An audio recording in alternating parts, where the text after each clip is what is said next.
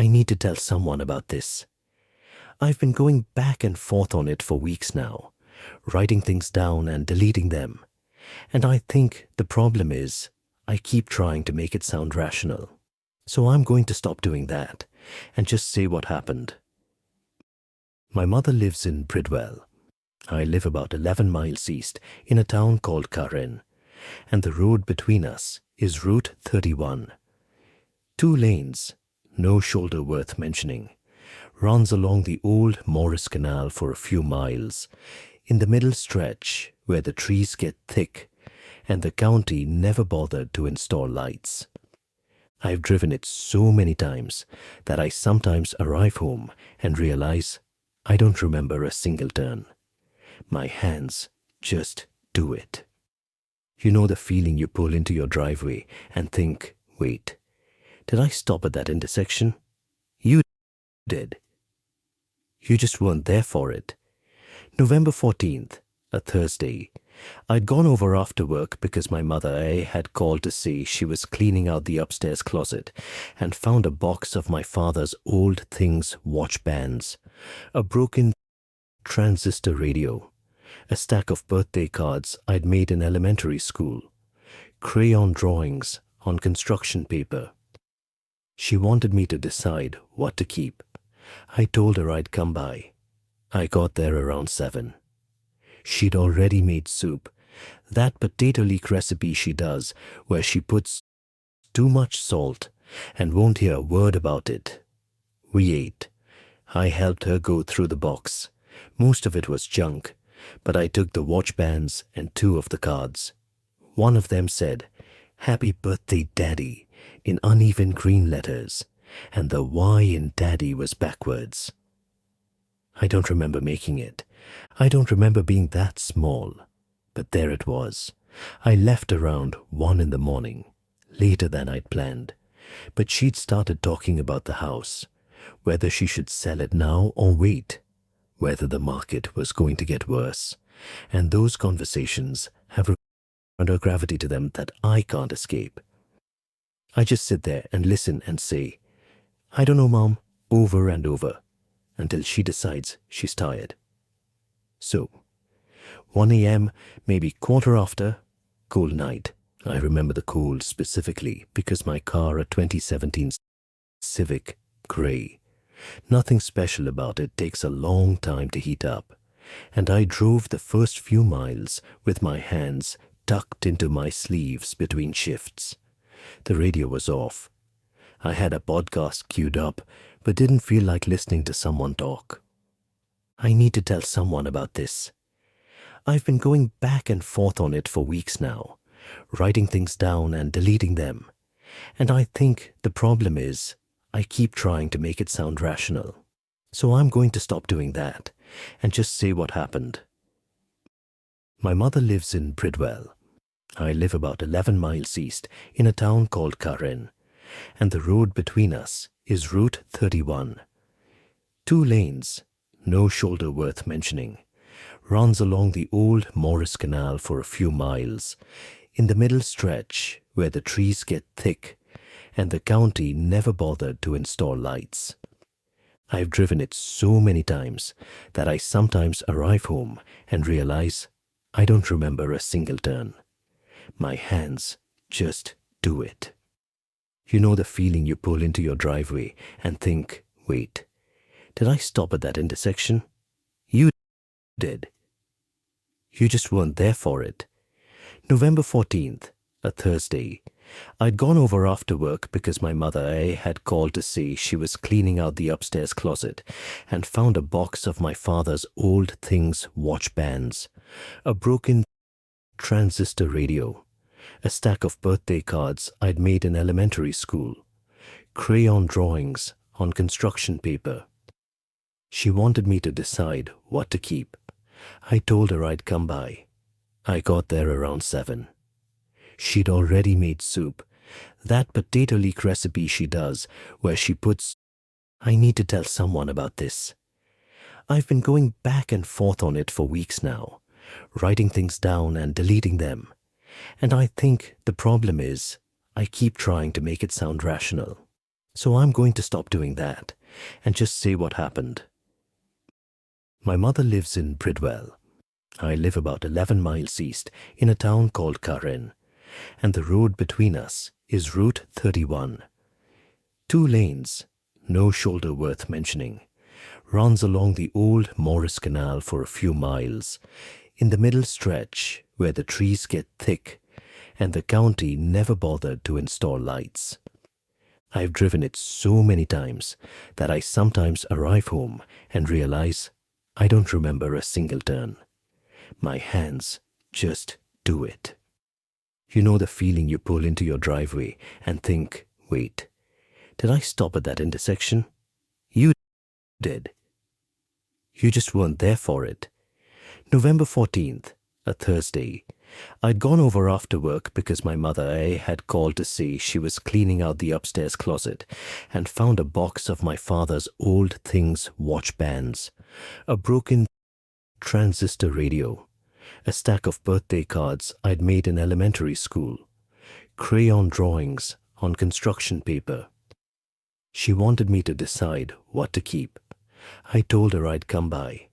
I got there around 7.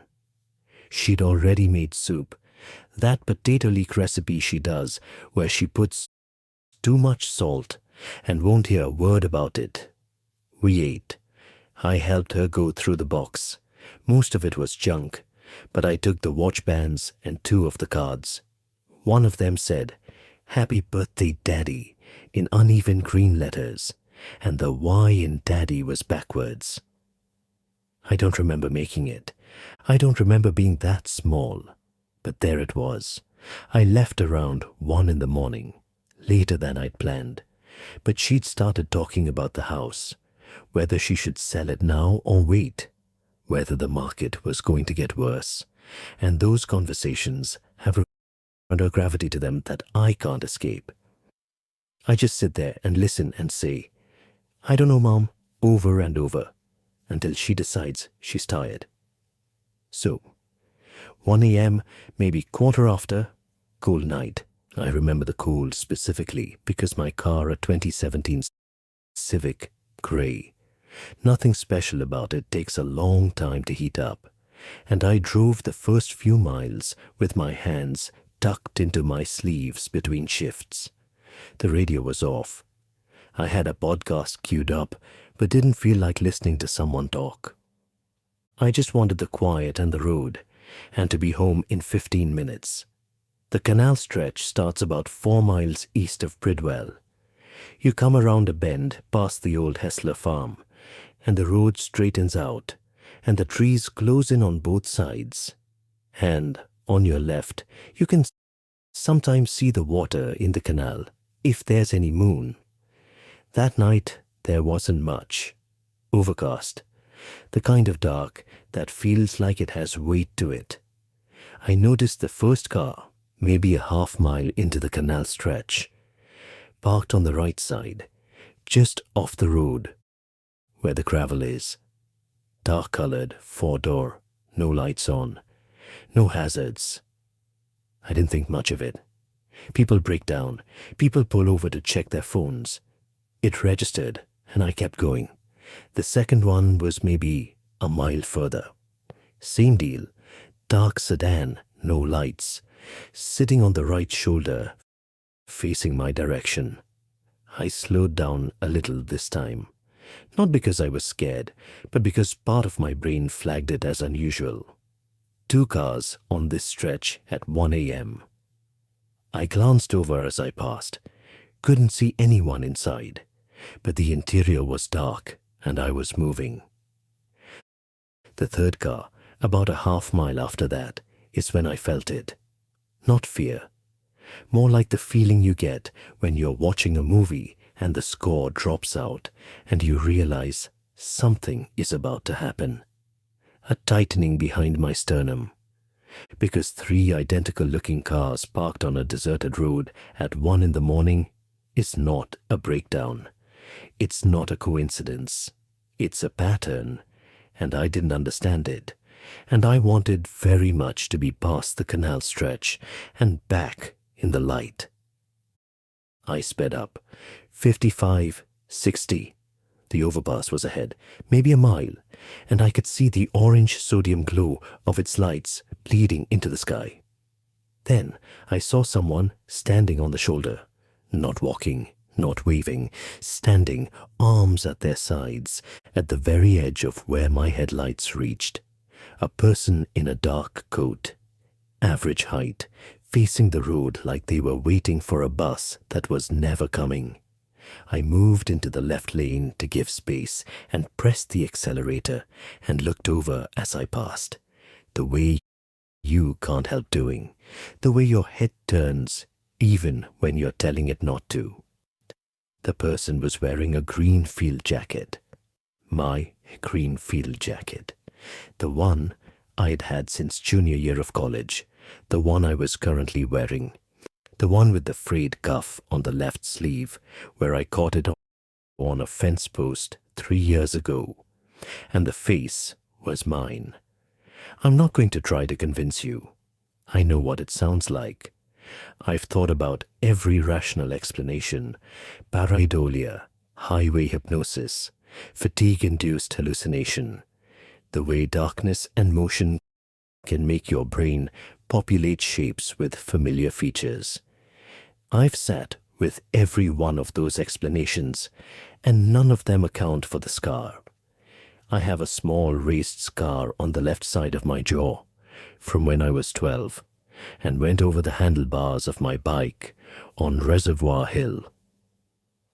It's about 1 inch long and slightly curved.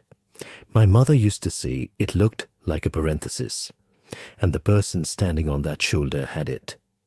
Same spot, same shape. I don't remember much about the last mile home. I remember the overpass lights washing over my windshield, and I remember the turn onto Spruce, and I remember pulling into my driveway and putting the car in park, and sitting there with the engine running for a while, listening to the heat dig through the vents. I called my friend Darren. He picked up on the 4th ring, which for 1:45 a.m. is generous. I said I saw something weird on the road. He asked what. I said I didn't know how to explain it yet. He told me to go inside and lock up and call him tomorrow. His voice was thick with sleep, and I felt guilty for waking him. I went inside. Here's the thing that got to me more than the face, more than the jacket, more than any of it. When I parked, I glanced at my dash and noticed the fuel gauge. Full. Well, not full, but close enough. Over 100 miles of range. But when I'd started the car in my mother's driveway 45 minutes earlier, the low fuel light had been on. I remember it because I'd thought about whether I should stop at the Sunoco before the canal stretch. I decided I had enough to get home, but now the gauge was reading like I'd filled it up recently, and I hadn't. I'd filled the tank on Monday, driven to work and back twice, driven to my mother's. The math didn't work. I told myself the sensor was glitching. The Civic does have electrical quirks. Sometimes the Bluetooth disconnects for no reason.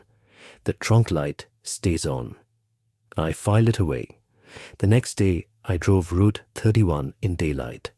4:30 p.m., still bright enough to see everything. The canal stretch looked like nothing. Brown water, bare trees, gravel shoulders, a crushed Gatorade bottle in the ditch. I pulled over near where I thought the figure had been standing and got out and stood there in the cold and felt stupid. There was nothing here. There was absolutely nothing here. I went home and ate leftover pasta and watched something on TV that I can't remember now and went to bed. 2 days later, my neighbor Margaret came over. Margaret is in her 70s, keeps a small white dog named Biscuit, and has a habit of knowing everyone's schedule better than they do. She asked if I'd been out late on Tuesday night, the night after my drive. I said no, I'd been home all evening, in bed by 10. She said that was strange because she'd seen me leaving my house around midnight. She'd been up with Biscuit, who has a bladder problem, and she'd looked out her side window and seen me come down my front steps and get into my car. I asked her if she was sure. She said she was sure. She said she almost tapped on the window to wave, but something stopped her. She said I'd looked up at her window before getting in the car, and the way I looked at her made her feel odd. She couldn't articulate it well. She said, "You looked at me like I was a stranger, like you were calculating something."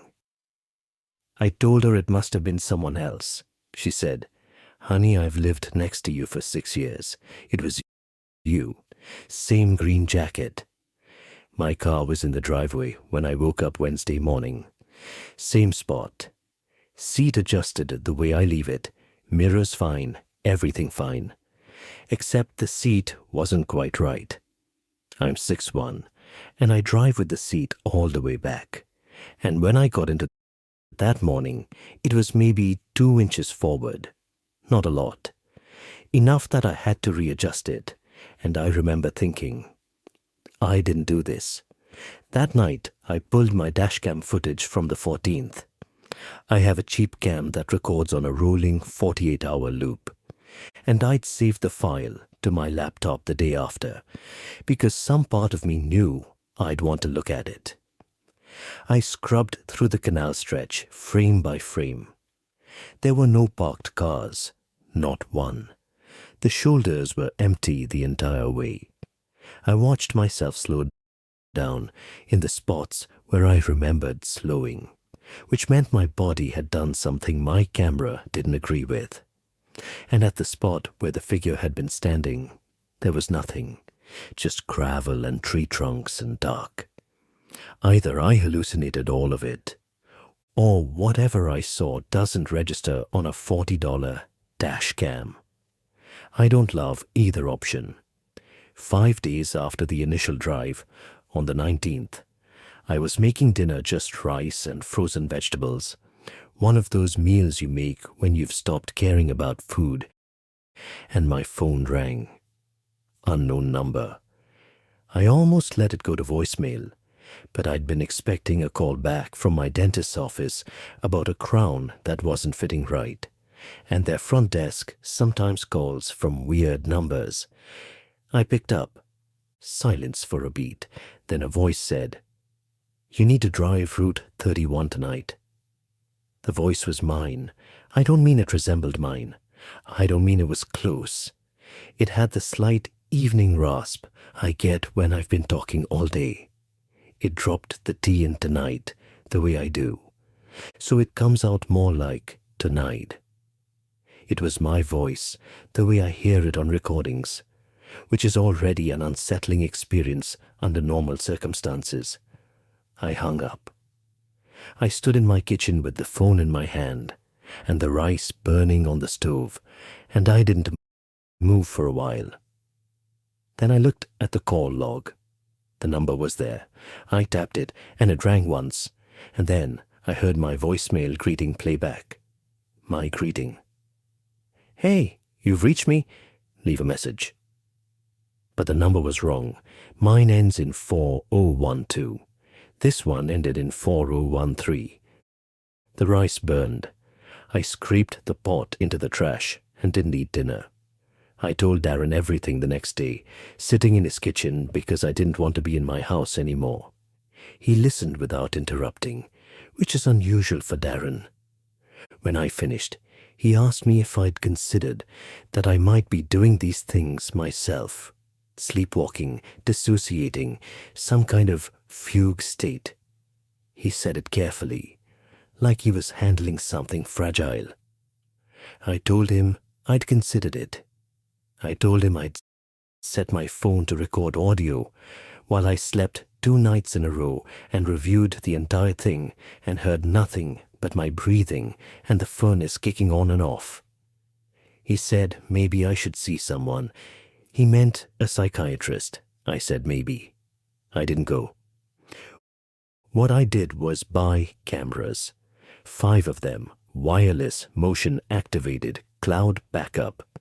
I put one on the driveway, pointing at my car, one in the front hallway, one in the kitchen, one in the living room, and one in the hallway outside my bedroom. If something was coming into my house, I was going to watch it. On November 25th, something came into my house. The driveway camera caught it at 1:17 a.m. A dark sedan, not my car, but close, same basic shape, pulled in behind mine. The driver's door opened and someone got out. The footage was grainy, low resolution, washed out by the motion-activated infrared, but I could make out the green jacket, the build, the walk. The figure went to my front door and opened it. The hallway camera caught them moving toward the kitchen. The kitchen camera caught them standing at the sink, running the tap, filling a glass, drinking half of it, setting it on the counter. Then they stood there, just stood there. 3 minutes and 40 seconds of standing motionless in my kitchen at 1 a.m. Not looking around, not searching for anything, just standing the way you stand in your own house when you've forgotten what you came into the room for. Except they never remembered, and they never moved. Then the hallway camera caught them walking to my bedroom door. They stood outside it for 2 minutes, and then they left, walked back down the hall, out the front door, got in the car, backed out. I watched this footage on my laptop the next morning while eating cereal. I zoomed in on the kitchen shot, the clearest angle, where the overhead light caught the figure's face. It was my face, the scar, the way my hair was sitting, the specific way I hold a glass, with my thumb on the rim. A habit my college roommate used to say was psychotic. Everything. I showed Darren the footage that evening. He watched it 3 times. He sat back and rubbed his eyes and said, "That's you." I said, "I know." He said, "That can't be you." I said, "I know that too." I changed my locks on December 1st. New deadbolt, new knob, new keys from the hardware store on Elm. That night, the figure came in anyway. The camera showed the door opening the same way it always did. No key, no tool, no fumbling. It just opened. I installed a chain lock on the 4th, the kind you can only engage from inside. I fastened it before bed, checked it twice. At 1:41 a.m., the hallway camera showed the door opening. The chain was hanging loose. I reviewed the footage frame by frame, and there was no moment of removal. One frame, door closed, chain taut. Next frame, door open, chain slack, figure stepping through, like a edit in a film where someone cut out the middle. The visits happened 2 or 3 times a week through December, always between 1 and 3 a.m. Always the same ritual: car door, kitchen water, standing, bedroom door, departure. The only thing that varied was how long the figure stood in the kitchen. 2 minutes some nights, 9 minutes others, once 14. I stopped sleeping through the night. I lost about 8 pounds because food stopped interesting me. I drove the long way to work every morning, through Hartfield and back on the interstate, adding 25 minutes each way. My manager, Colleen, asked if everything was okay. I said I was dealing with a family thing. She nodded in that way managers nod when they want you to know they care, but also need the quarterly reports done. On December 18th, I decided to stay up. No ambush, no weapon. I just sat at the kitchen table with the light on and a glass of water of my own and waited. I'd been up since 6 a.m. and I was exhausted, and I think that exhaustion was part of why I did it. I was too tired to be afraid in the way that makes you hide. I was afraid in the way that makes you sit still and wait for the thing to just happen already. At 1:22 a.m., I heard the car. I heard the front door. I heard the footsteps, that heavy heel strike that I hear in my own walk when I'm on a hard floor. And then the figure came around the corner into the kitchen, and I was looking at myself. The face wasn't hostile. The posture wasn't aggressive.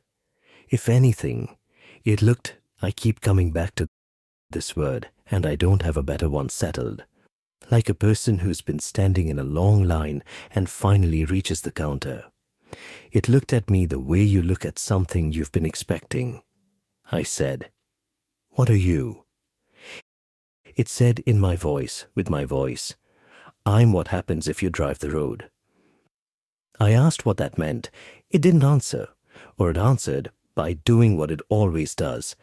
It walked to the sink, filled a glass, drank it, set it down. Then it looked at me and said, "You have to drive Route 31 tonight, at 3. Then it left. I watched the daylights from my window. I did not drive Route 31. The visit stopped after that night, completely. 2 weeks of silence. I started sleeping 5, then 6, then almost 7 hours. I made real meals. I drove to work and listened to podcasts and thought about normal things like whether I should refinance and whether Colleen was going to make me present at the January all-hands meeting. I started to feel like maybe I'd passed some kind of test by not going, by refusing. On January 3rd, Darren called me at 11 p.m. He'd been driving back from dinner at his brother's place in Bridwell and had taken Route 31 because the highway had construction. He said he saw a car on the shoulder, dark sedan, no lights. He said he slowed down and looked inside and saw someone in the driver's seat, just sitting there, hands on the wheel, staring straight ahead at nothing. He said it was me. I was on my couch. I was watching a documentary about deep-sea mining. I was eating almonds from a bag on my lap. Since then, 3 other people have seen me on Route 31 at night. My co-worker Eleanor, who drives the route to visit her sister in Bridwell. A guy from my gym named Scott, who was coming back late from somewhere. And Margaret, who told me last week that she and her daughter took Route 31 home from dinner and saw my car on the shoulder. She said she told her daughter, "That's my neighbor," and her daughter said, "Why is he just sitting there?" Margaret said she wanted to stop. Her daughter wouldn't let her. Margaret said, "You were just staring. You were staring at the road like you were watching for something coming." I don't know what to do with any of this. I don't know what's sitting on Route 31 in a car that looks like mine, wearing my face. I don't know why it drank water in my kitchen, or stood outside my room, or told me to drive the road.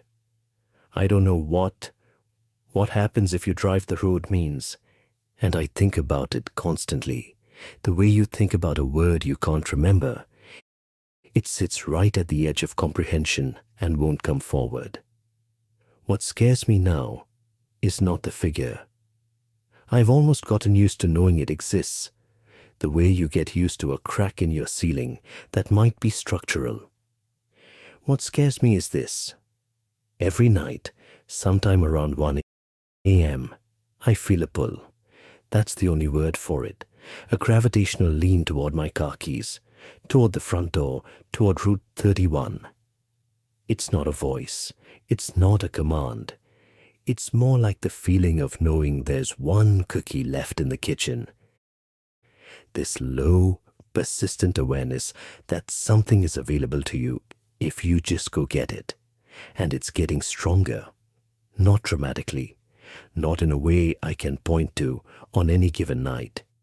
But if I compare how it felt on December 1st to how it feels now. The difference is significant.